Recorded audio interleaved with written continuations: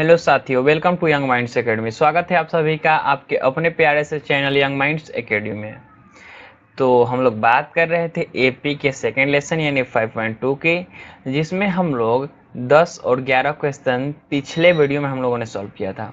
अब उससे आगे बढ़ना है और हमें देखना है अपने 12वें क्वेश्चन को, जो क्वेश्चन बोल रहा है कि two APs have the same common difference. The difference between their hundred term is 100. What is the difference between their thousand term? इसका मतलब हुआ कि अगर दो एपी है जिसका कॉमन डिफरेंस बराबर है और उसके जो 100वां पद है उसके बीच का डिफरेंस 100 है, तो उसके 1000वां पद के बीच का कॉमन डिफरेंस यानी सार्व अंतर निकालना है हमें। आइए बात करते हैं। हमें दिया गया है कि दोनों का सार्व अंतर यानी कॉमन डिफरेंस जो है वो सेम है। दोनों का कॉमन डिफरेंस सेम दिया गया है। अब आगे हम लोग बढ़ते हैं।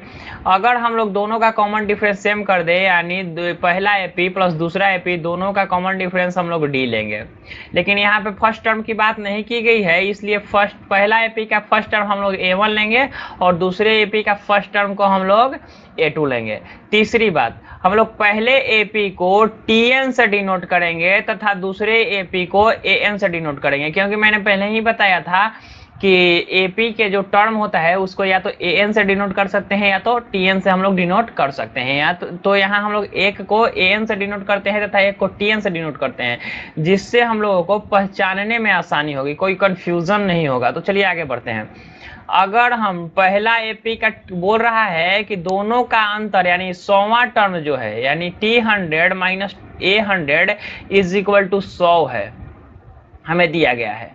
अब हम लोग करेंगे यहाँ पे A1 प्लस N-1 यानी 100 माइनस 1 इंटू डी माइनस दूसरा का फर्स्ट टर्म हम लोग डालेंगे तो A2 प्लस N-1 यानी 100 माइनस 1 करेंगे इंटू डी करेंगे, और इसका अंतर जो दिया गया है हमें डिफरेंस दिया गया है वो 100 दिया गया है। तो पहला हो जाएगा A1 प्लस 99D।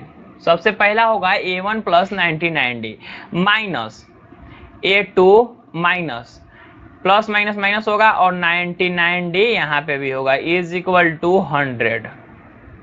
99 से 99 कट जाएगा और हमें क्या मिलेगा कि A1 minus A2 is equal to 100, यही हमें मिलेगा।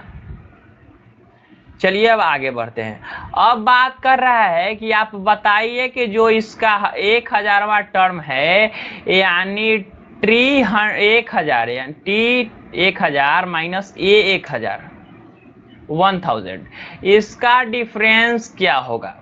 अब हम लोग करेंगे इसका A1 into 1000 minus 1 into D minus A2 लिखेंगे दूसरे टर्म को इंटू प्लस N-1 फिर से यहाँ पे 1000 minus 1 into D A1 minus 999D A1 plus 999D होगा यानी 999D minus A2 minus 999D यहाँ पे होगा। 999 से 999 कट गया, पुनः हमें मिला कि A1 माइनस A2, और A1 माइनस A2 का वैल्यू हमारे पास क्या है 100 है, यानी A1 माइनस A2 का वैल्यू हमारे पास 100 है।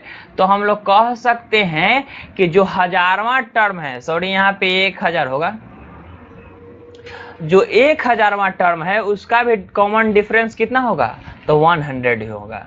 आशा करता हूँ कि आप लोगों को ये समझ में आया होगा। चलिए हम लोग आगे बढ़ते हैं।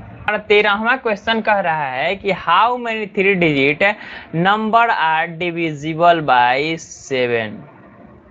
क्वेश्चन कह रहा है कि 3 डिजिट का कितना नंबर जो है वो 7 से डिविजिबल है।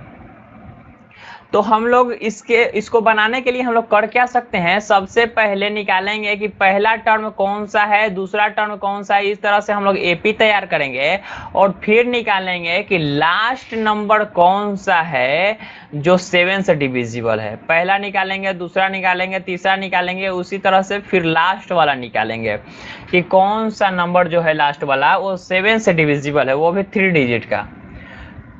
और जब हमारे पास ये नंबर आ जाएगा तब तो हम इसमें n का वैल्यू निकाल सकते हैं कि कितना n यानी कितना टर्म जो है वो इस एपी में है। तो चलिए हम लोग सबसे पहले देखते हैं कि हम लोग इसको निकाल कैसे सकते हैं। आइए बात करते हैं। सबसे पहला जो है 3 डिजिट का वो है हमारा 100, लेकिन 100 7 से डिविजिबल नहीं है, तो इसमें 7 से हम लोग डिवाइड करेंगे पता लगाने के लिए कि 7 का कौन सा नंबर जो है वो डिविजिबल है।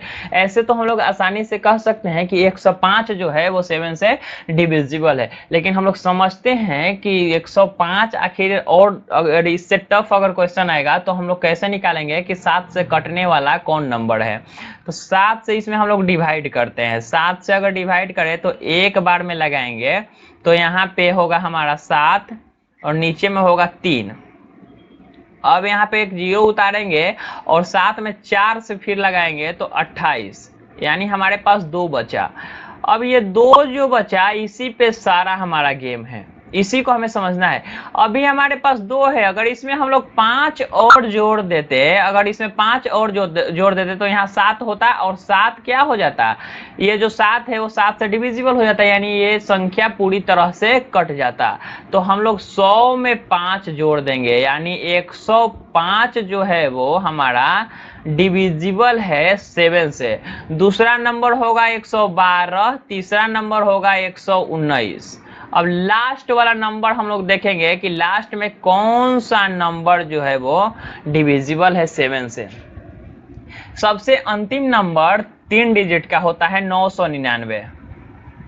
999 इसमें हम लोग 7 से भाग देते हैं, 7 से इसको डिवाइड करते हैं। तो एक बार में लगाएंगे तो यहाँ पे 7, 2 बचेगा, 9 उतरेगा।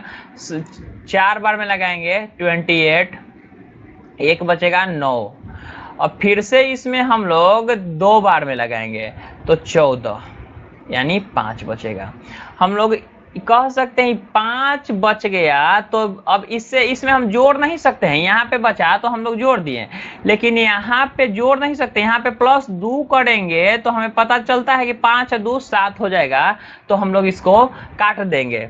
लेकिन हम इसमें अगर 2 जोड़ देंगे तो ये 4 डिजिट का नंबर हो जाएगा, तो इसलिए इसमें से हम लोग 5 कम कर देते हैं। तो जब 999 से हम लोग 5 कम करेंगे तो 994, ये हमारा 7 से कटने वाला है। यहाँ पे 2 रास्ता हमारे पास था, या तो 2 इसमें जोड़ दे या तो 5 को हटा दे और 7 से डिविजिबल हम लोग बना सकते हैं। लेकिन अगर हम लोग क्राइटेरिया देखें कि हमें नंबर कितना चाहिए, 3 डिजिट वाला नंबर चाहिए, तो जब 3 डिजिट वाला हम लोगों को नंबर चाहिए तो 2 जोड़ देंगे तो 4 डिजिट का हो जाएगा।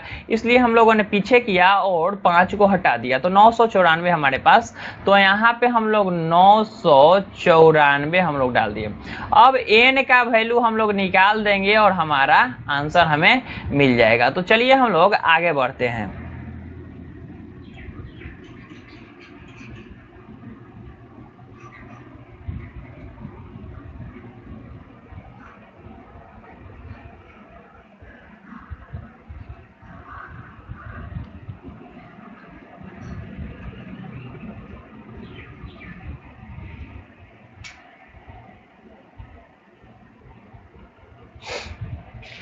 अब देखते हैं, हमें a का वैल्यू 105 मिला, a का वैल्यू 105 और d का वैल्यू हमारे पास 7 है और tn का वैल्यू हमारे पास 994 है, 994। और हमें n फाइंड करना है, तो हम लोग फॉर्मूला लगाते हैं tn का।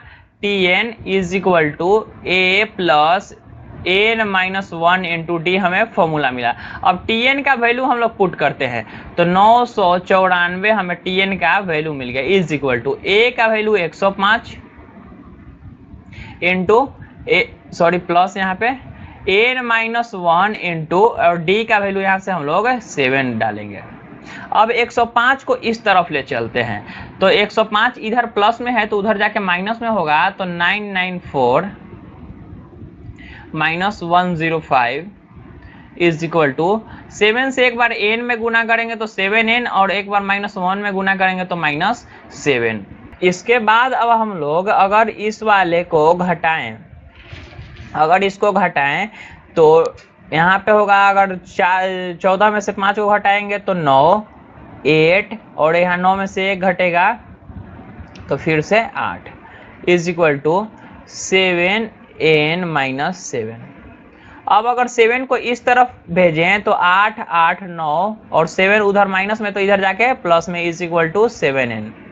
अब n का वैल्यू अगर हमें निकालना होगा तो 9, 7, 16 और 8, 1, 9, 896 हमें मिला। 896 को 7 से हम लोग डिवाइड करेंगे, 7 एकम 7, 7 दूना 14 और 7 अठे 56, यानी 128 बार में ये जो है 896 को काटेगा। और यही हमारा आंसर हो गया कि 128 जो नंबर है वो 3 डिजिट का है जो 7 से डिवाइड होगा।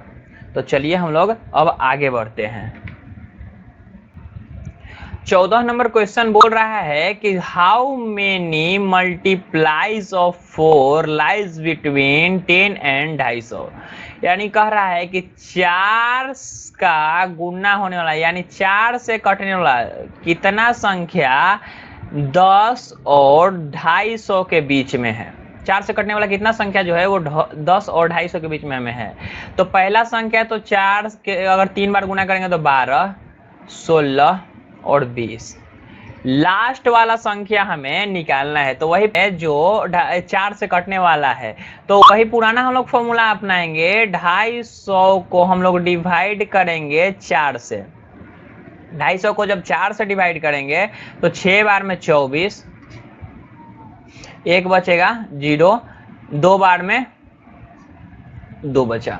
अब इसमें हम लोग एक काम कर सकते हैं, या तो 2 को जोड़ सकते हैं या तो 2 को हटा सकते हैं। तो अब 4 से ये पूरी तरह जो नंबर है वो डिवाइड हो जाएगा। तो 2 से अगर हम लोग जोड़ेंगे इसमें 2 तो ये 250 से आगे बढ़ जाएगा, जो कि हम लोग नहीं कर सकते हैं। तो माइनस करेंगे 2 को, यानी 248 जो हमारा लास्ट नंबर है वो डिविजिबल है 4 से। अब हम लोग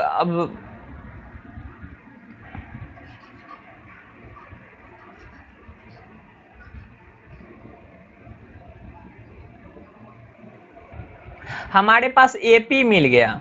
अब हमें निकालना है n का वैल्यू, वही पुराना फॉर्मूला लगाएंगे। d का वैल्यू 16 में से 12 घटाएंगे तो हमें d का वैल्यू 4 मिल जाएगा, या यहाँ पे भी दिया गया है कि जब गुणनखंड 4 से है तो ये 4 ही होगा। अब tn का फॉर्मूला लगाएंगे, tn is equal to a plus n-1 into D, n-1 into D.